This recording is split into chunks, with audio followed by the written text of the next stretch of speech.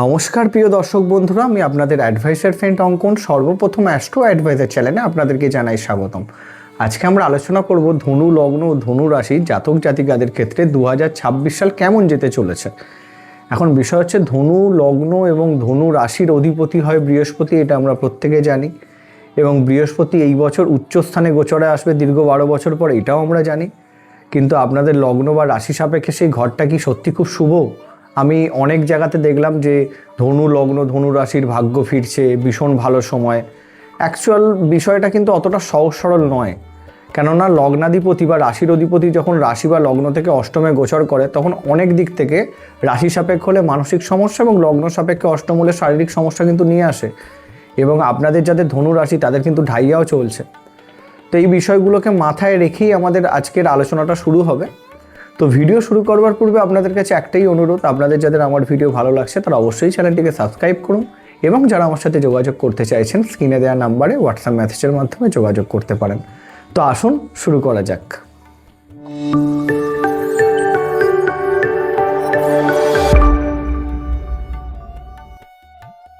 তো ধনু লগ্ন ধনু রাশি সংখ্যাতত্ত্বের বিচারে 2026 সূর্যের বছর, এটা আমরা জানি। সূর্য সর্বদাই কিন্তু অগ্নিকে প্রতিনিধিত্ব করে, তাপ। এবার ধনু লগ্ন ধনু রাশিও কিন্তু অগ্নিতত্ত্ব প্রধান লগ্ন বা রাশি। তাহলে সেক্ষেত্রে ধনু লগ্ন ধনু রাশি যাদের বলতে পারেন প্রায়োরিটি থাকে গতি, তারা লক্ষ্য স্থির করে চলতে পছন্দ করে, জীবনের সততাই তাদের কাছে মূলধন হয়ে থাকে, এবং একটু স্ট্রেট ফরওয়ার্ড কোয়ালিটির তো অবশ্যই হয় এর সকল মানুষরা। সত্যি কথা বলার প্রবণতা ভীষণভাবে থাকে এদের মধ্যে।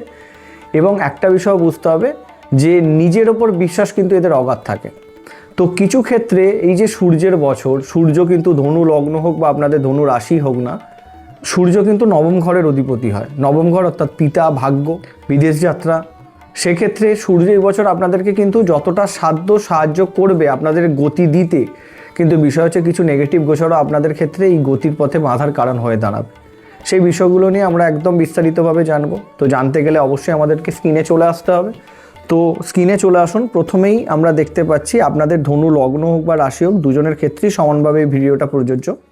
তো সেক্ষেত্রে ধনু আমরা দেখতে পাচ্ছি এটা ধনু লগ্ন, বা যদি আপনাদের ধনুর ঘরে চন্দ্র অবস্থান করে বা রাশি হয়, তাহলে সেক্ষেত্রে আপনারা ভিডিওটা দেখতে পারেন।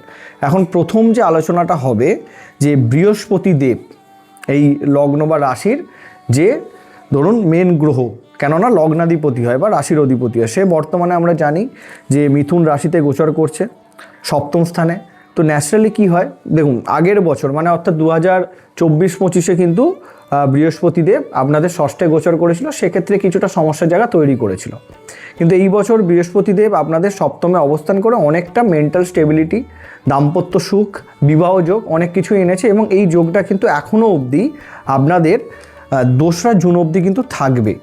এখানে আমরা প্রথমে দেখতে পাচ্ছি বৃহস্পতি এখন কিন্তু 11ই মার্চ অবধি বক্রী অবস্থাতে থাকবে, তারপরে মার্গী হয়ে যাবে, এবং তারপরে সে কিন্তু বলতে পারেন বর্তমান সিচুয়েশন থেকে আপ টু 2রা জুন অবধি সে কিন্তু সপ্তমী গোচর করছে। তো সেইখান অবধি মেন্টাল স্টেবিলিটির জায়গা আছে, বা যারা ধরুন বিবাহ করতে চাইছেন তাদের জন্য খুব ভালো সময়, দাম্পত্য জীবন স্ট্রং হবে। খুব ভালো বিজনেস যারা শুরু করতে চাইছেন তাদের জন্য খুব ভালো সময়, বিজনেসের গ্রোথও দেখতে পাবেন। কিন্তু কিছুটা আপস অ্যান্ড ডাউনস 11ই মার্চ অবধি থাকবে, কেন বক্রী গ্রহ অতটা পজিটিভলি ফলাফল দিতে পারে না যতটা মার্গী গ্রহ দেয়। এবং তারপরে যখন মার্গী হয়ে যাবে মার্চের 11ই মার্চ থেকে 2রা জুন কিন্তু সব থেকে ভালো ফলাফল আমরা আশা করতে পারি বৃহস্পতি আপনাদের লগ্ন রাশি সাপেক্ষে যদি আমরা দেখি। সেক্ষেত্রে আপনাদের যেটা বললাম, দাম্পত্য সুখ, বিজনেস সব রকম দিক থেকে একটা সাপোর্ট কিন্তু আপনারা প্রথম দিকটাতে পেয়ে যাচ্ছেন। এবার এইখানে একটা বিষয় দেখতে হবে যে বৃহস্পতিদেব কিন্তু আপনার 2রা জুনের পরে অষ্টমে আসবে। মেনেই নিচ্ছি লগ্ন ও রাশির অধিপতি আপনাদের উচ্চ হচ্ছে দীর্ঘ 12 বছর পর। তাহলে এখন বিষয় হচ্ছে 12 বছর পর উচ্চ হলেও একটা বিষয় তো আপনাদেরকে বুঝতেই হবে যে অষ্টম স্থান কিন্তু নেগেটিভ ঘর হয়। আমাদের জ্যোতিষশাস্ত্র অনুযায়ী ষষ্ঠ, অষ্টম এবং দ্বাদশ ঘরকে নেগেটিভ ঘর ধরা হয়। অষ্টম ঘর অনেকাংশে আমাদের আয়ুর ঘর হিসাবেও দেখা হয়, গুপ্তবিদ্যা, আমাদের বলতে পারেন গুপ্ত রোগ, এবং তার সাথে কিছু অংশে স্থাবর অস্থাবর সম্পত্তিও কিন্তু, যেটা গুপ্ত সম্পত্তি সেটাও কিন্তু দেখা হয় অষ্টম ঘর থেকে। ফাটকা আয়ও কিন্তু দেখা হয় অষ্টম ঘর থেকে। এবং অনেকাংশে আমাদের জীবনের সাডেন পরিবর্তনটাও কিন্তু অষ্টম ঘর থেকে দেখা হয়।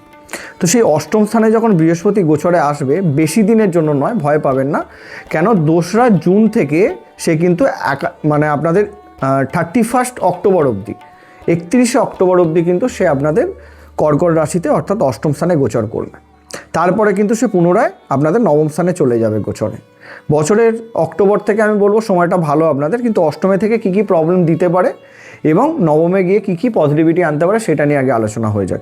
তো প্রথমত লগ্ন ও রাশির অধিপতিও যখনই অষ্টমে যাচ্ছে সেক্ষেত্রে আপনাদের হেলথের সমস্যা, যাদের স্পেশালি সূর্যের বৃহস্পতি যে সকল রোগগুলো হয় আর কি, sugar, high cholesterol, high BP, মোটা হয়ে যাওয়া, এরকম ধরনের সমস্যাগুলো যাদের আছে তারা কিন্তু বেশ সাবধানে থাকবে। লিভারের সমস্যা, পেটের সমস্যা, এইগুলো কিন্তু প্রবলেমে ফেলতে পারে বৃহস্পতি, যাদের বেসিক্যালি ধনু লগ্ন তাদের ক্ষেত্রে খুব সাবধানে আপনাদেরকে আপনাদের হেলথকে কন্ট্রোলে রেখে নিয়ে চলতে হবে। এটা একদম প্রথমে মাথায় ঢুকিয়ে নিন এবং খুবই সাবধানতা অবলম্বন করতে হবে। কেন বৃহস্পতি, এই যে বললাম অষ্টম ঘর ফাটকা ইনকামের ঘর হয়, বৃহস্পতি কিন্তু এইগুলোকে একদমই প্রাধান্য দেয় না। এখানে যদি রাহু আসতো গোচরে আমি হয়তো বলতাম যে হ্যাঁ ফাটকা ইনকামের দিকে যেতে পারেন, কিন্তু যখন বৃহস্পতি আসবে সে কিন্তু একদমই প্রাধান্য দেয় না এই বিষয়গুলোতে।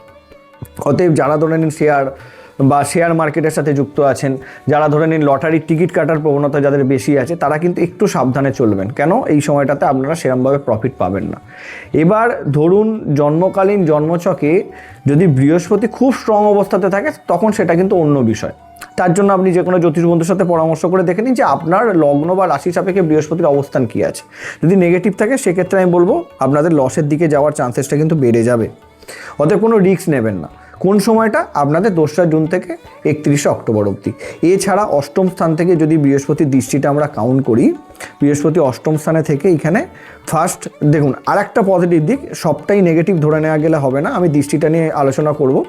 তার আগে বলে দিই, অষ্টমে বৃহস্পতি আসছে মানে একটা সাডেন পরিবর্তন কিন্তু আপনাদের লাইফে আনবে। পজিটিভ পরিবর্তন হতে পারে যারা ধরে নিন আধ্যাত্মিকতার সাথে যুক্ত আছেন, রিসার্চের সাথে যুক্ত আছেন, তো তাদের জন্য বলবো সেরা সময়। যারা ধরে নিন তন্ত্র সাধনা, জ্যোতিষশাস্ত্র এইসবের সাথে যুক্ত আছেন খুব ভালো, মেডিকেল পেশার সাথে যুক্ত থাকলেও আমি বলবো খুব ভালো। কিন্তু বাদবাকি সাধারণভাবে যে সকল মানুষরা আছেন তাদের ক্ষেত্রে আপস অ্যান্ড ডাউন্সের জায়গাটা আসবে। এবং অষ্টমে যেহেতু বৃহস্পতি তো শুধু লগ্নের অধিপতি নয়, তার সাথে চতুর্থ ঘরের অধিপতি। তো যাদের ধরে নিন বেসিক্যালি ধনু রাশি, তাদের ক্ষেত্রে যেহেতু শনি ঢাইয়া চলছে, মায়ের হেলথ নিয়ে কিন্তু এই পার্টিকুলার সময়টা খুব সাবধানতা অবলম্বন করতে হবে। মায়ের হেলথে হঠাৎ করে সমস্যার জায়গা দিতে পারে। আর যাদের ধনু লগ্ন তাদের নিজেদের হেলথ এবং নিজেদের গৃহতে সমস্যার জায়গা দেখা যাচ্ছে। এই পার্টিকুলার সময়টাতে গৃহের কোনো কাজে হাত দেবেন না, প্রবলেম শুরু হয়ে যাবে।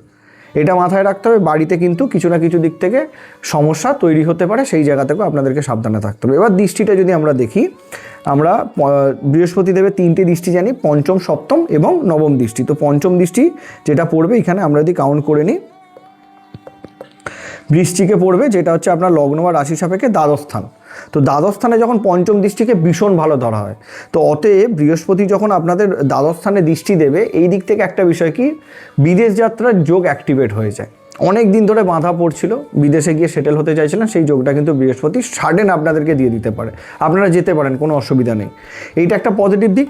বেকার খরচ থেকে আপনারা বিরত হবেন, যেটা আমি এমনিও বলে দিলাম। ধরুন আপনারা মানে ঠকে তারপর শিখবেন, আমি তার আগে আপনাদেরকে বলে দিচ্ছি। ধরুন ফট করে শেয়ারে টাকা লাগিয়ে ফেললেন, যারা ধরুন ইন্টারডে বা এইসবের সাথে যুক্ত আছেন, লস খাচ্ছেন, তারপরে থেমে গেলেন। এইটা হয়তো হওয়ার পরে আপনারা রিয়েলাইজ করবেন, আমি প্রথমেই বলে দিলাম করবেন না। কেন বৃহস্পতি দ্বাদশে দৃষ্টি দিচ্ছে মানে নেগেটিভ খরচ থেকে আপনাদেরকে আটকাবে। এইটা একটা ব্যাপার গেল। এখানে বৃহস্পতি অষ্টম থেকে 2য় স্থানে দৃষ্টি দিচ্ছে।